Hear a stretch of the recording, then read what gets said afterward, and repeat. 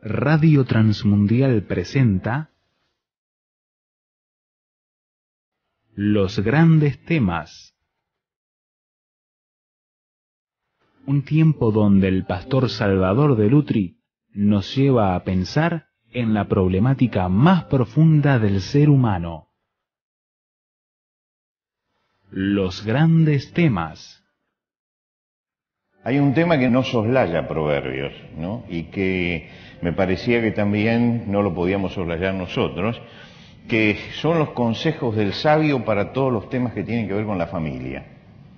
Es decir, ese es un tema que aparece repetidamente en el libro de Proverbios, sobre la conducta familiar, sobre la educación de los hijos, sobre el respeto a la institución matrimonial. Es decir, todas esas cosas aparecen en Proverbios. Lo que pasa es que hay que irlo juntando, ¿no? Y hay algunas porciones específicas que son un poco más extensas y que hablan directamente de eso. Vamos a recordar que entre los 10 mandamientos, 3 están referidos o tienen referencia a la familia. Es decir, el honra a tu padre y a tu madre tiene que ver con la familia. El mandamiento no cometerás adulterio tiene que ver con la familia. El mandamiento no codiciarás la mujer de tu prójimo tiene que ver con la familia. Y si usted junta esos 3 mandamientos, está defendiendo el sentido que tiene que tener el hogar y en la familia. Ahora, hay una porción de Proverbios, que es la que quiero leer hoy, que es una parte que si usted la saca del libro de Proverbios, tiene una síntesis del libro del Cantar de los Cantares. Es como una síntesis del libro del Cantar de los Cantares. Tal vez dentro de lo que es el libro de los libros de la Biblia, es la porción que más se acerca a la temática y a la forma del libro del Cantar de los Cantares. Entonces vamos a leer desde el versículo 15 hasta el versículo 19. Dice: bebe el agua de tu misma cisterna y los raudales de tu propio pozo. Se derramarán tus fuentes por las calles y tus corrientes de agua por las plazas. Sean para ti solo y no para los extraños contigo. Sea bendito tu manantial y alégrate con la mujer de tu juventud, como sierva amada y graciosa Gacela. Sus caricias te satisfagan en todo tiempo y en su amor recréate siempre.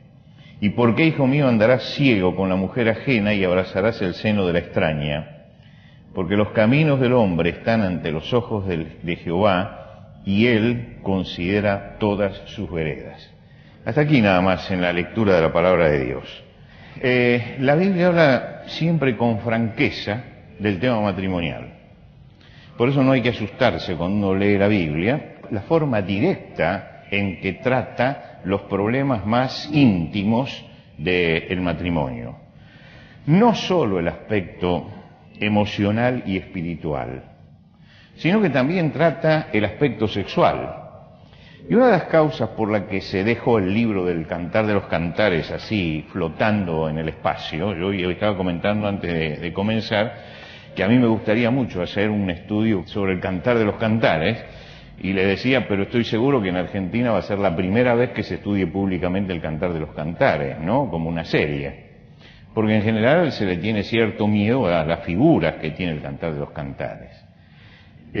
Hace algunos años, ya unos cuantos años, yo me acuerdo la primera vez que yo hablé de sexualidad, siempre desde el punto de vista bíblico, era terrible. Hablé justamente con los jóvenes, porque ellos eran los que tenían mayores problemas, y me vinieron algunas madres a hablar de que cómo yo les estaba explicando eso. Digo, ¿y dónde quiere que lo aprendan? Y en la calle. Ahora usted imagínese, si algo se aprende en la calle, se va a aprender mejor en la calle que en la iglesia, pero la mentalidad era tan cerrada que pensaban que había cosas que pertenecían allá y hay cosas que pertenecen acá, pero todo lo que hace a la vida pertenece a la iglesia y hay que analizarlo, hay que buscarlo siempre la respuesta de Dios para esto.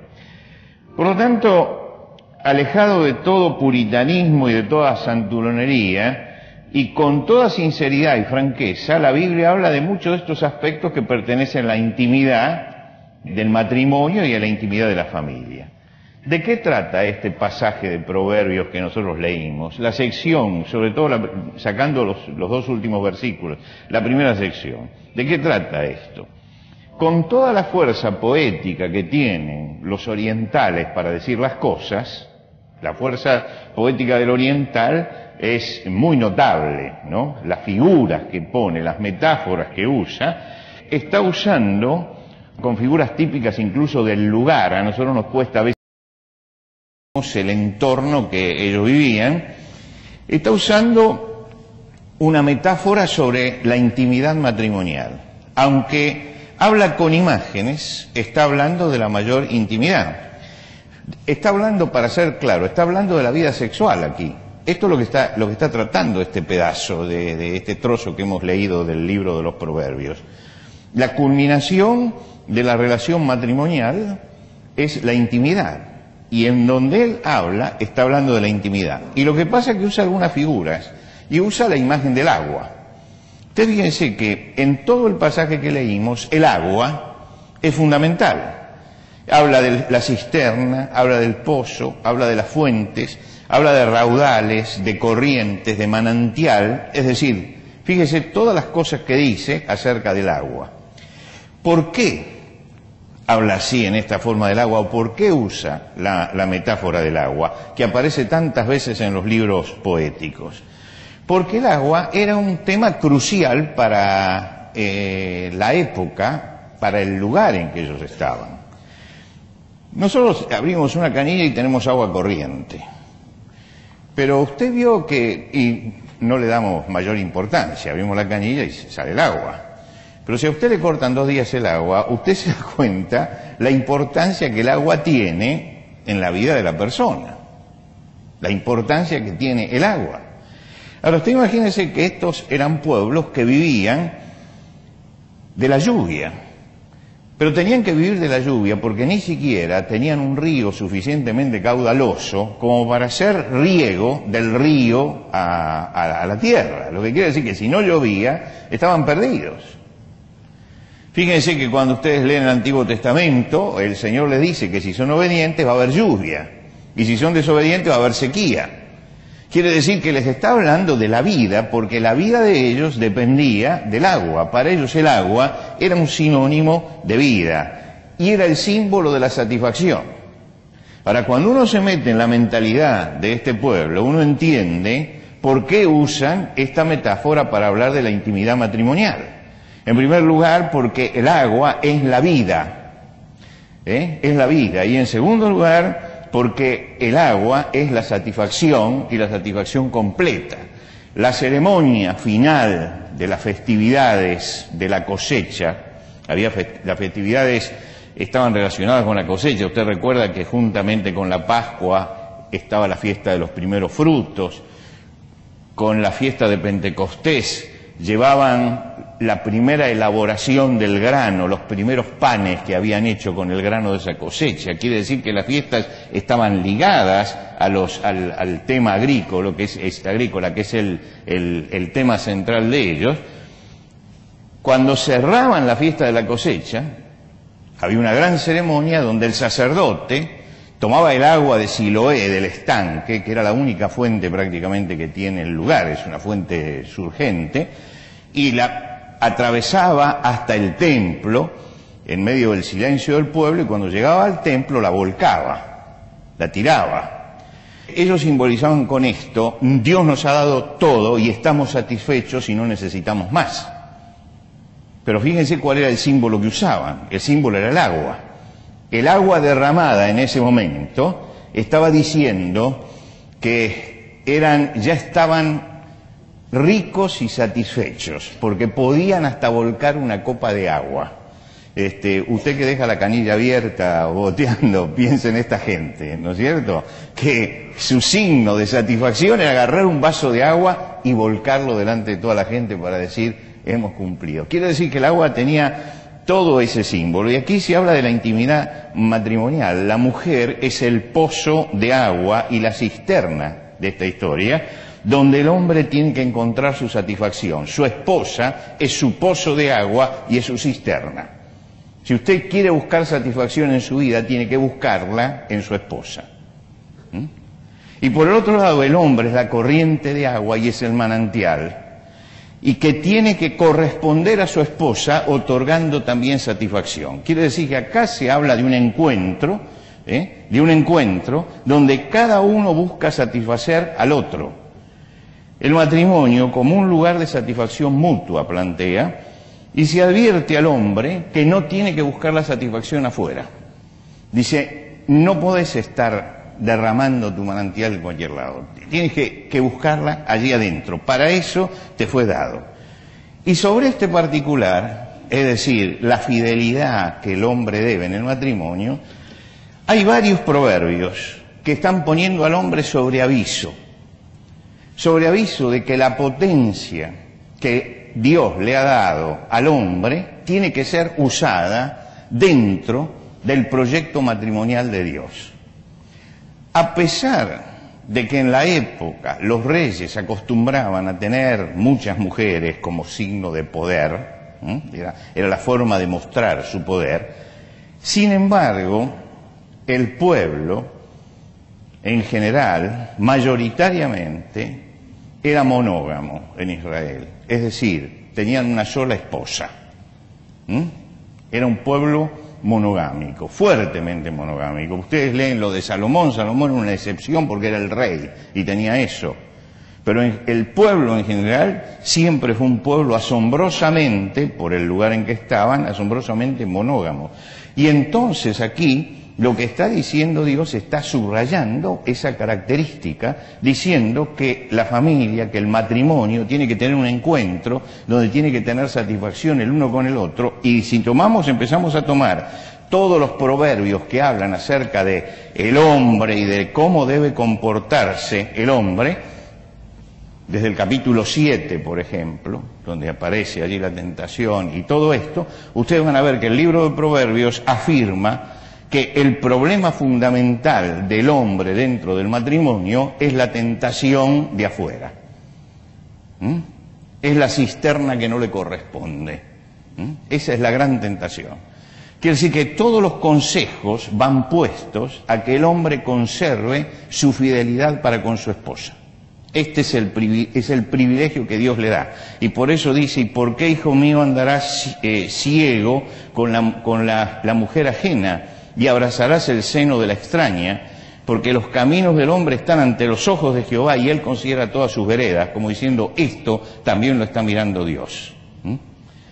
Es un llamado, presenta acá el problema del hombre, ¿no?, en el matrimonio. Así como dice cómo debe ser el encuentro, también presenta cuál es el problema.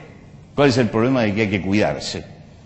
Y entonces cuando se habla del hombre, dice, lo que tiene que cuidar es esto. El problema que tiene el hombre es justamente este de mantener su fidelidad. Y presenta algunos detalles importantes.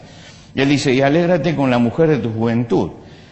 En estos pueblos el casamiento era joven, se hacía joven.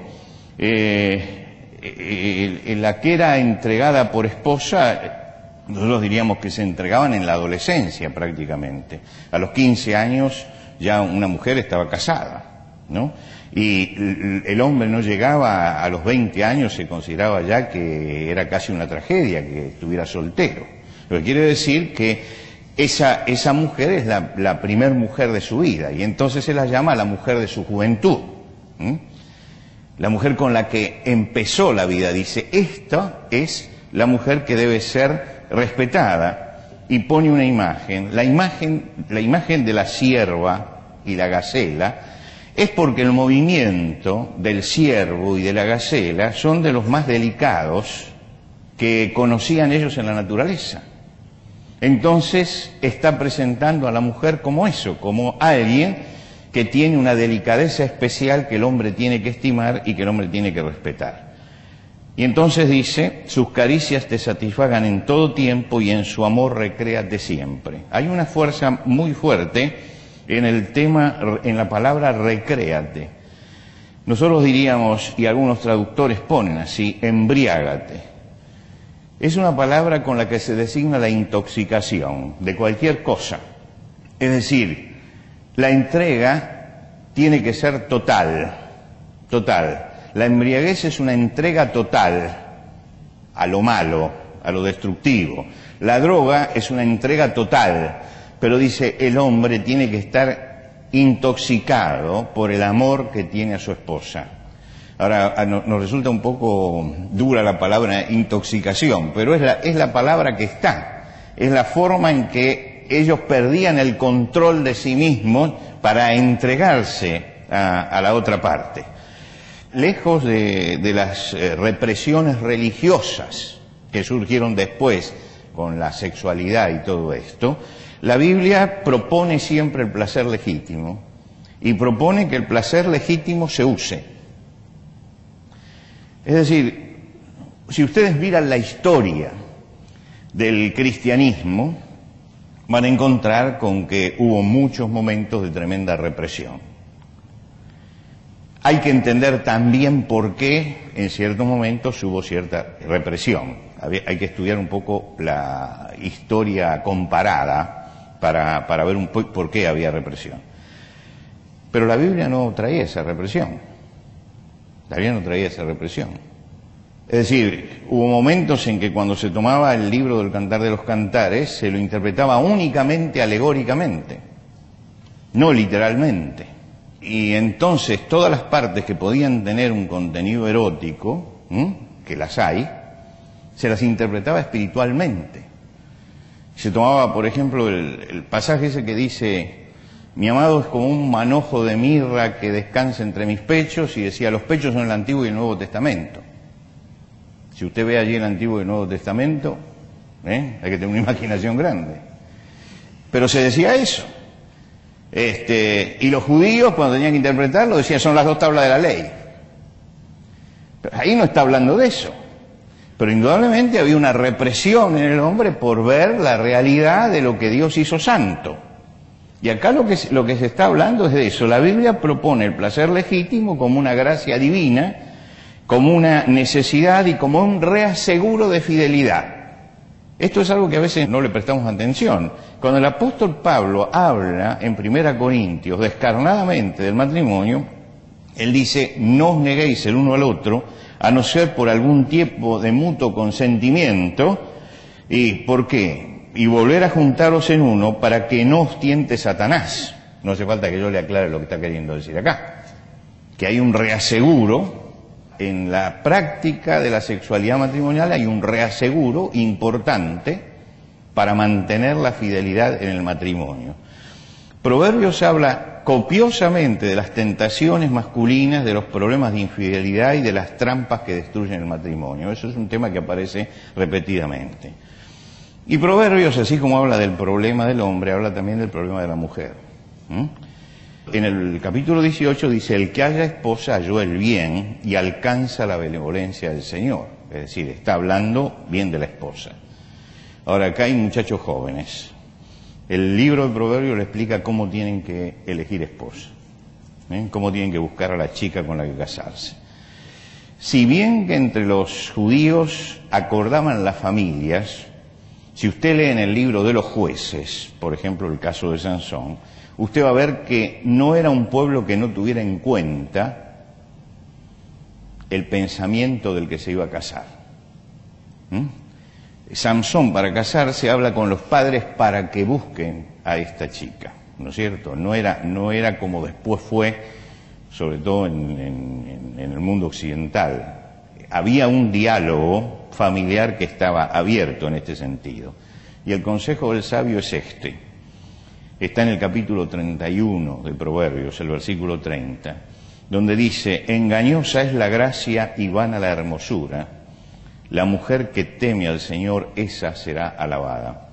Yo creo que este es un versículo que explica qué es lo que hay que elegir en la vida, ¿no? Que no hay que deslumbrarse con la parte de afuera, sino que hay que analizar la parte de adentro. No hay que deslumbrarse con lo que se ve, sino hay que analizar lo que no se ve. La importancia del corazón y de la vida espiritual de la persona es lo que vale, porque lo otro, como dice, es vano. Vano es lo inasible, lo que se deshace. La palabra vano viene de vapor, es como el vapor, usted no lo puede, eso se le va a desvanecer, pero lo importante es lo que va a quedar después. Y este es el consejo que da Proverbios. ¿Y cómo se realiza la elección correcta? Proverbios 19:14 dice: la casa y las riquezas son herencia de los padres. Usted sabe que había una sucesión, había como una ley de sucesión. Quiere decir que la casa familiar pasaba de los padres a los hijos, y las riquezas también pasaban de los padres a los hijos, tal cual como en nuestro tiempo hay una ley de la herencia. Eso también lo tenía Israel. Pero dice: mas de Jehová la mujer prudente. Es decir, la casa y las riquezas son herencia de los padres. A la mujer prudente es una herencia de Dios. Quiere decir que si es una herencia de Dios, el que sale a buscar mujer tiene que buscarla dependiendo de Dios, porque es Dios el que se la va a dar. Es Dios el que se la va a dar. Es una herencia de Dios, es lo que Dios otorga. Esa es la... ¿qué quiere decir esto de más de Jehová la mujer prudente? La palabra prudencia. La palabra prudencia habla de sensata en las decisiones. Esa es la prudencia. De medida en las reacciones. Esto es la prudencia. No reacciona así sin medida.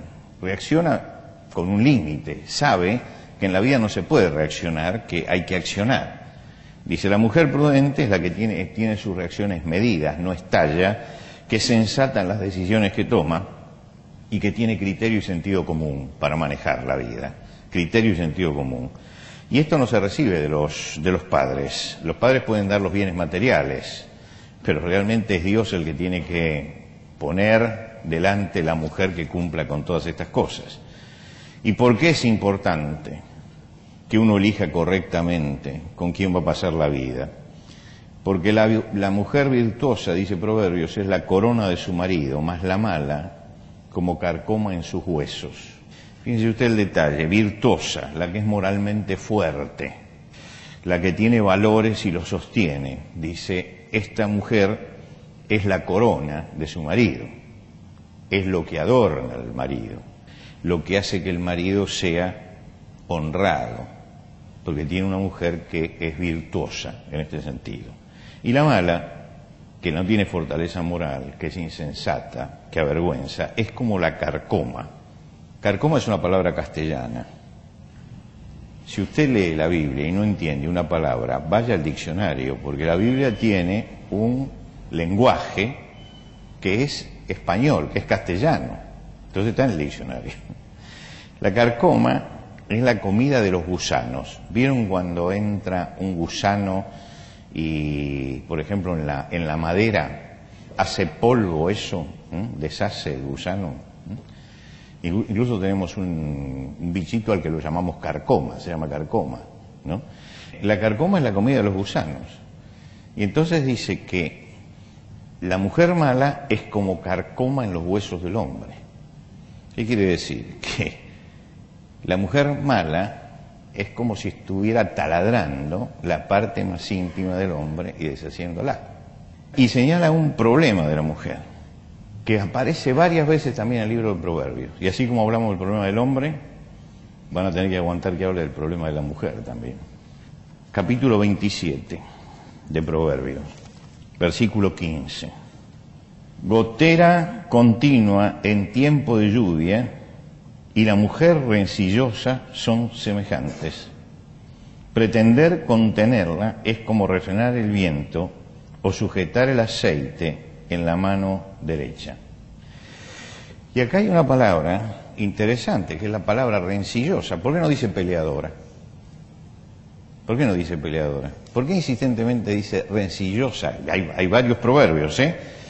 Mejor es vivir en un lugar del terrado que con mujer rencillosa en casa espaciosa. Fíjate que no dice la mujer peleadora. Dice rencillosa. Es la mujer que produce conflicto. Produce conflicto. No pelea, pero produce conflicto.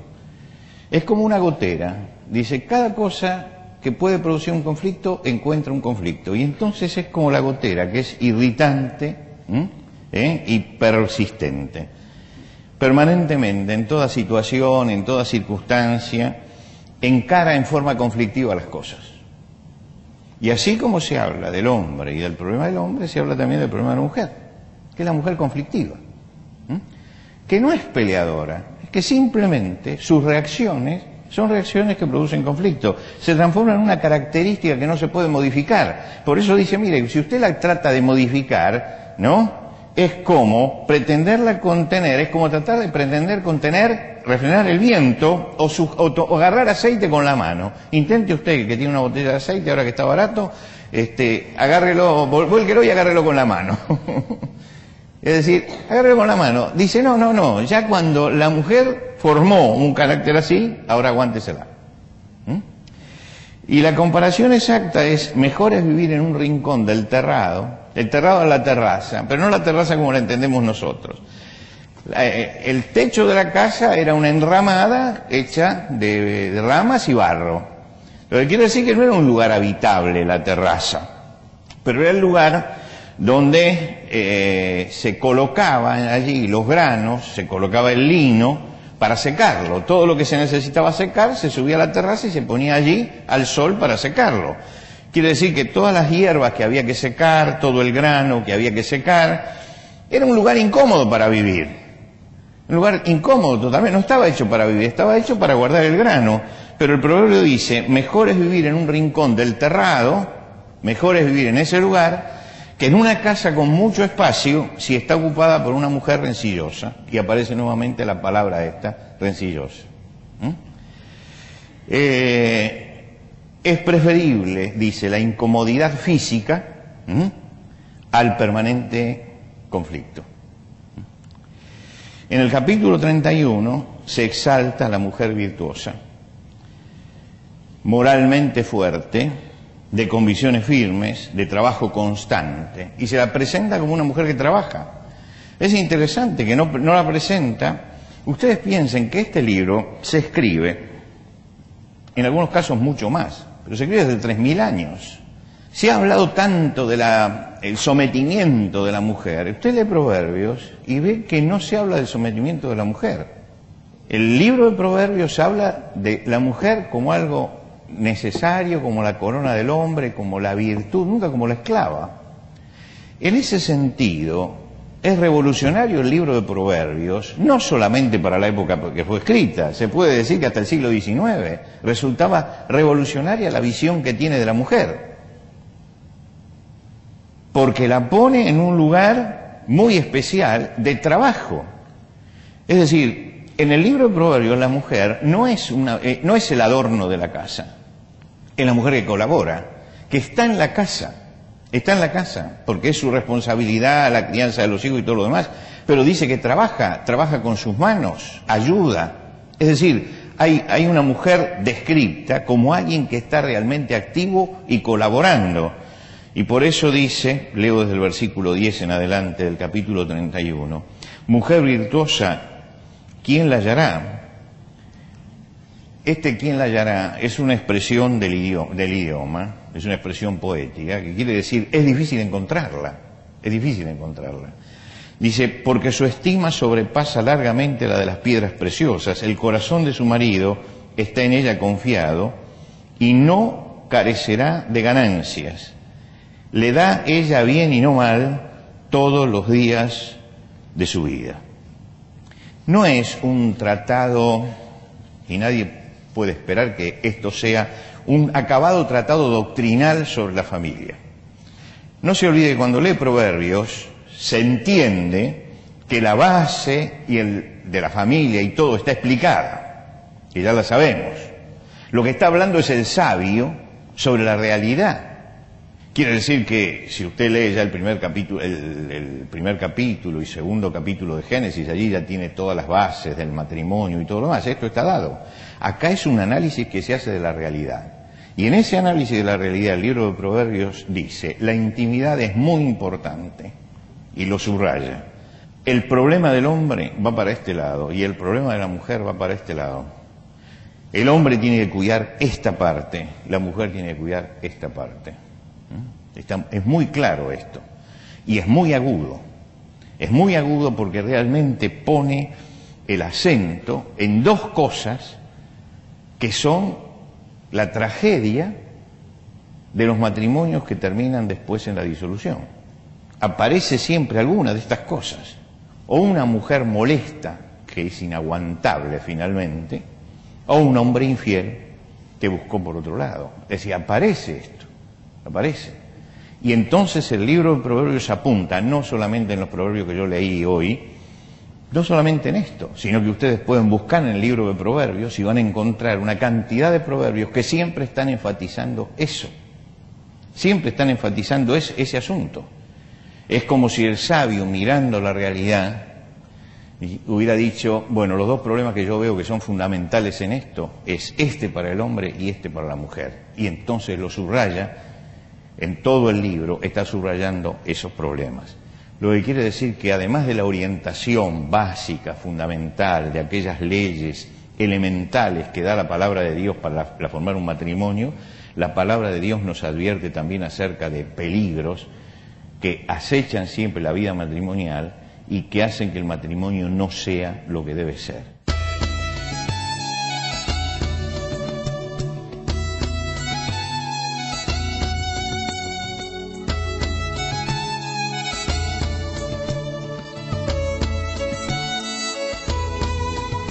Antes de finalizar los grandes temas del día de hoy, les queremos dar los canales de comunicación donde usted puede entrar en contacto con el Pastor Salvador de Lutri. Por carta, hágalo a Los Grandes Temas, casilla de correo 5051, Montevideo, Uruguay. Los Grandes Temas, casilla de correo 5051, Montevideo, Uruguay. Y el correo electrónico, losgrandestemas@transmundial.org. losgrandestemas@transmundial.org. Nos encantaría escuchar de usted, saber cuáles son sus comentarios, preguntas, reacciones e inquietudes sobre el tema de hoy. Por ahora nos despedimos hasta otro espacio de Los Grandes Temas, una producción de Radio Transmundial.